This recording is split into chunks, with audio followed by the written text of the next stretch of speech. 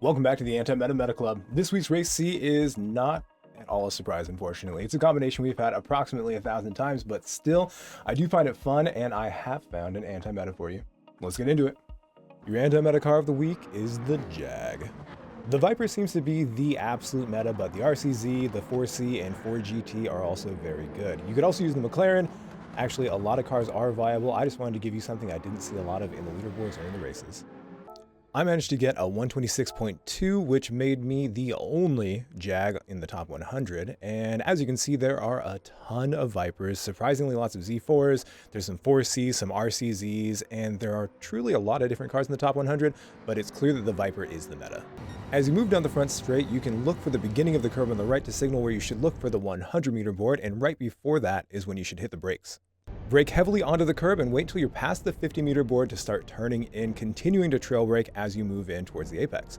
You want to treat this like a long apex. You don't want to just hit a really late apex and try to get the most speed that you can out. You want to carry a lot of speed through it too, so that means you should be on the apex for an extended period of time.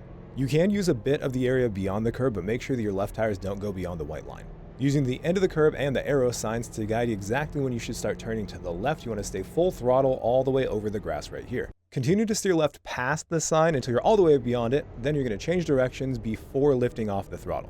You want to use as much of the curb as you can with your right tires, and you've got to use just a little bit of maintenance throttle, not coming entirely off it as you lift, to make sure that the car doesn't get squirrely as you go over. Gently squeeze as much throttle as you possibly can after hitting that last corner, and then when you switch directions, you want to wait until your steering is neutralized before then adding a little bit of brake and then aiming to put your right tires all the way up on this curb. This should all happen right at the beginning of the concrete here on the left. What I do here over the bumps, I don't actually suggest. You can completely bypass the bumps, making sure that your left tires don't go over them and get the same time that I did. But if you are going to go over the bumps, make sure that you keep your right tires on the curb, and also make sure that you use just enough throttle and or brake to keep the car balanced over it.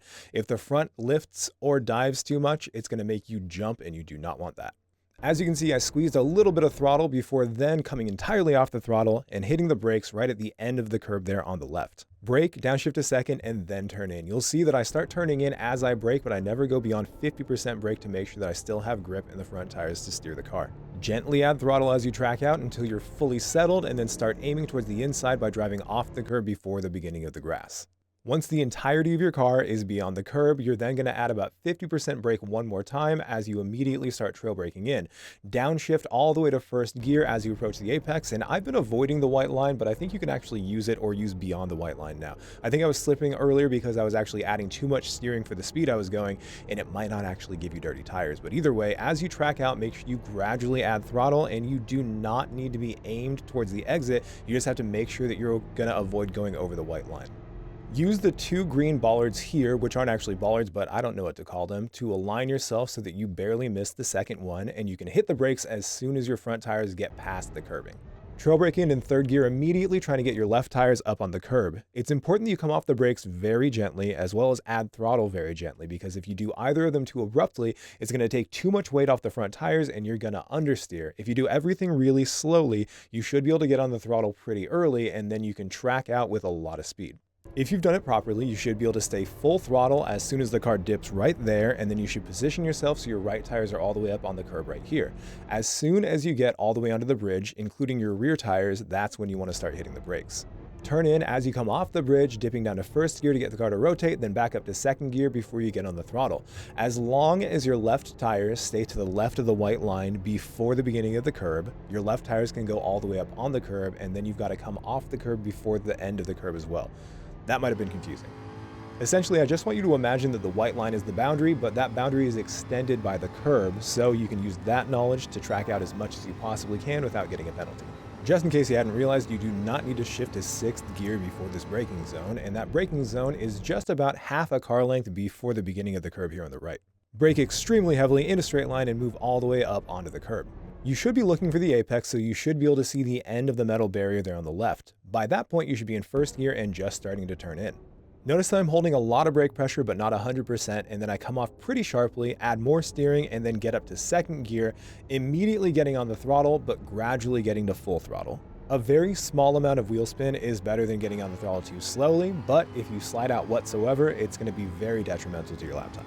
For the final two kinks before the long full straight, you want to stay just really close to them. You don't need to angle those or try to limit your steering. It's more important to stay really close to them and then hold a straight line all the way to the finish line.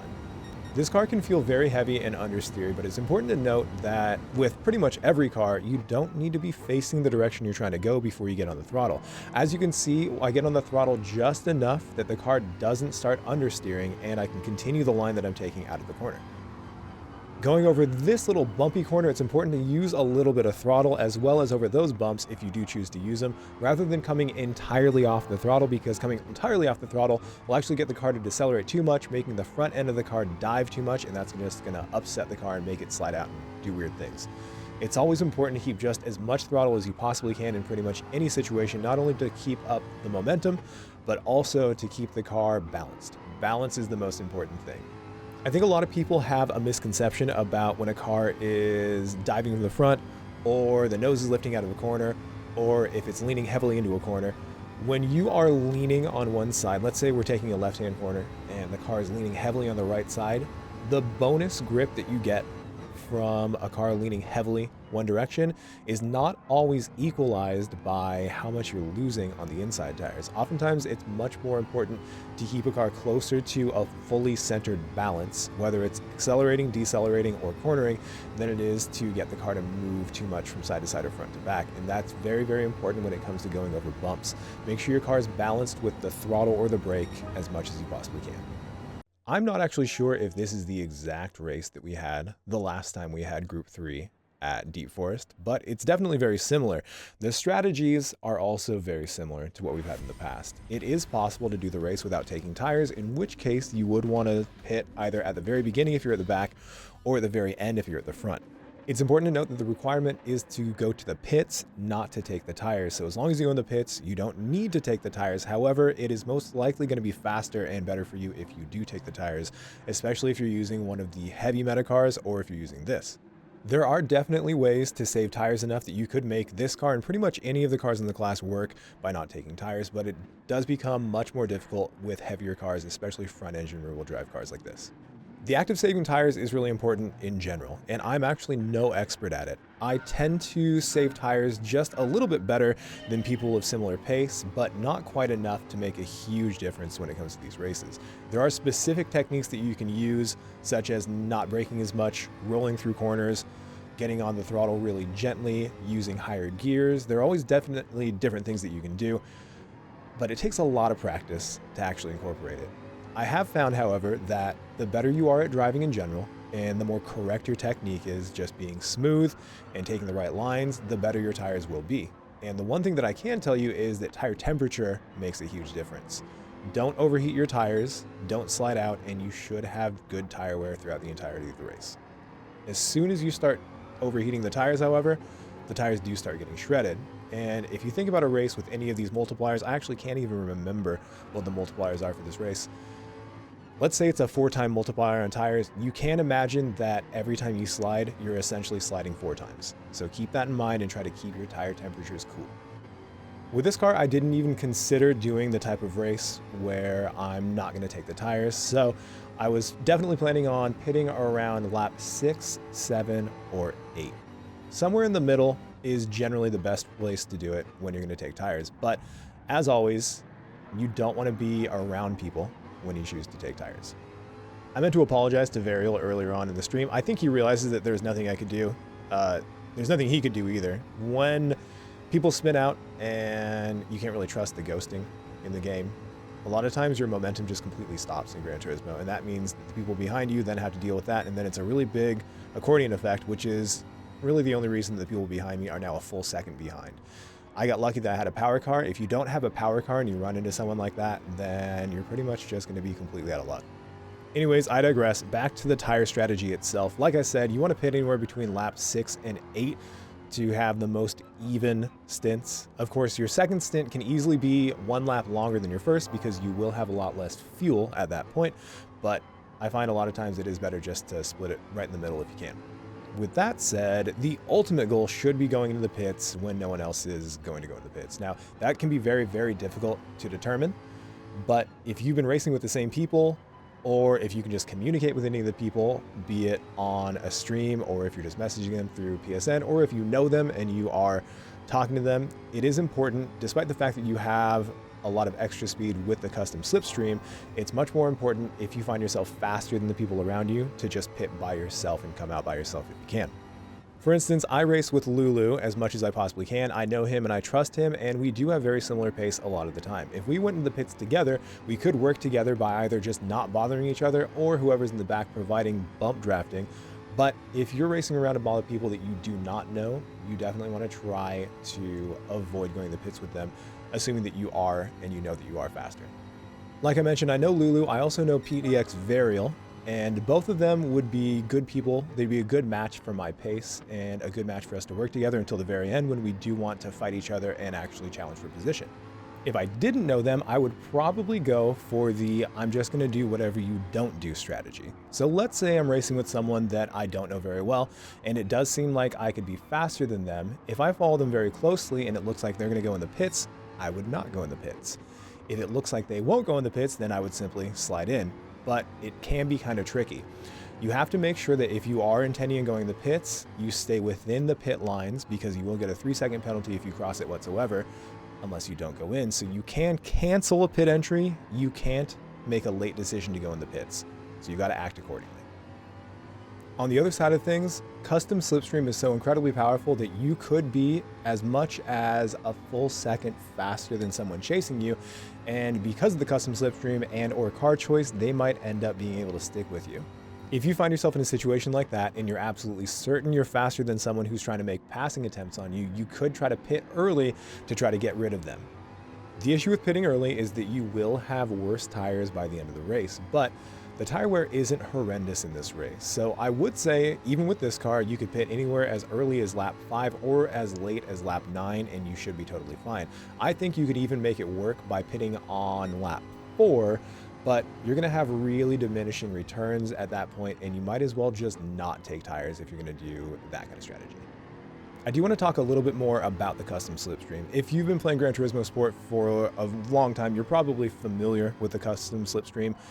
You might not be. Custom slipstream essentially was a way to combat the dirty air from following cars like this. In real life, and of course in various sims, the aero wash, the turbulent air that comes off of the wings and just the cars in general, of the cars in front, can make it so your aerodynamics don't work nearly as well as they should.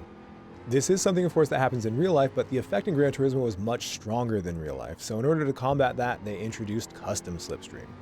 Custom slipstream makes it so the dirty air is nowhere near as bad, allowing us to race really closely like you'd see in real life, but the trade-off is it makes the actual slipstream effect much, much stronger.